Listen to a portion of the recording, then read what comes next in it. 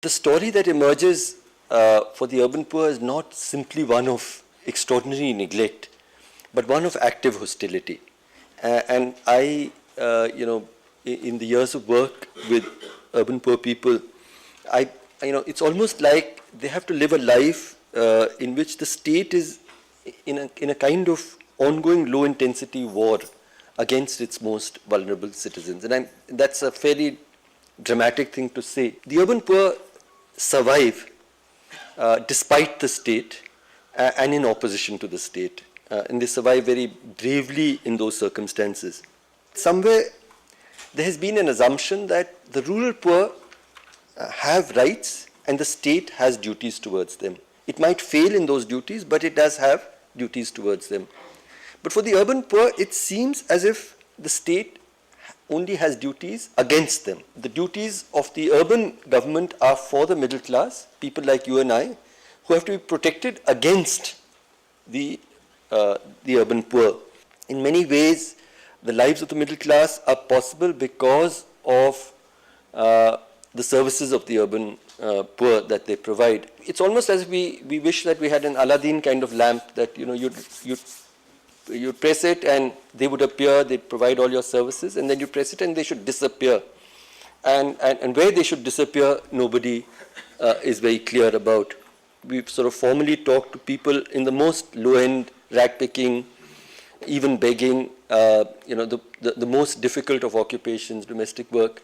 And with all the difficulties, they say they're happy to be here because it allows them economic opportunities and some escape from patriarchy, from the social injustices. The lived experience of the urban poor is one of continuously facing a hostile state, which illegalizes and criminalizes them in many ways, but at best leaves them unprotected. At the worst, you are criminalized. You live in a highly brutalized social and physical environment without basic services, and you live in a certain kind of fractured or ruptured community. However poor you are in a village, you have a community to fall back on. With a group of young people, we decided to do a formal study about the lived experience of homelessness in 4 cities, Delhi, Chennai, Madurai, and Patna. And we spent 2 years talking to homeless people and spending time with them on the streets at night. In Chennai, for instance, the rainy season is the most difficult, and we asked how they survive it, for instance, and they said that they actually go to the cinema and when it rains, and they keep sitting, buying tickets again and hoping till midnight that the rain will stop, and if it doesn't stop till then they have to sit, under a shop ledge or something. Paradoxically, we found it was extremely expensive to live homeless, and that's really a paradox, because things that we would take for granted, every time you want to go to the toilet, you have to pay.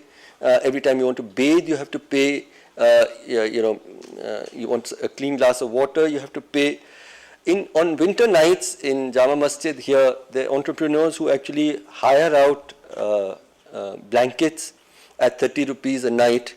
And I've encountered homeless people who have to actually make a choice between whether they have an evening meal or are able to hire a blanket to sleep. But I think that if we have to change the destinies of the urban poor, what we have to battle most is this notion that they don't have a right to the city. And the middle classes have to do it, and our laws and policies. I mean, this continuous, that everything, whether if I had a little more time, your vending, your shelter, your vending, your sleeping, everything is illegal, your defecating, everything is illegal. We have to have a notion of comprehensive social protection, and I don't think it is so difficult to imagine a policy of social protection which starts with shelters for the homeless, which have a revolving door from where they can move to other situations, working women's hostels. Our attitude to the street child represents who and what we are. It isn't as if there aren't solutions, and what we have been recommending is that we need there are 50,000 street kids estimated in Delhi. We need about 500 residential schools.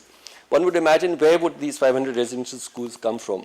It's actually quite a simple idea, and that is, why don't we convert existing day schools into residential schools? Just add a few rooms and toilets.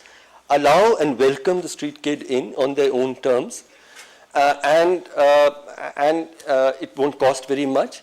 A child growing up in a family will actually learn a great deal from the street kid in terms of courage and how to face life, and vice versa. The one city which has accepted this idea is actually Hyderabad. They've decided to convert 100 schools into residential schools. They've done about 35. The experience is wonderful, and I think that we need to find. It's not hard to find solutions. The physical spaces exist, the answers exist, the spaces in our hearts somehow do not. Thank you.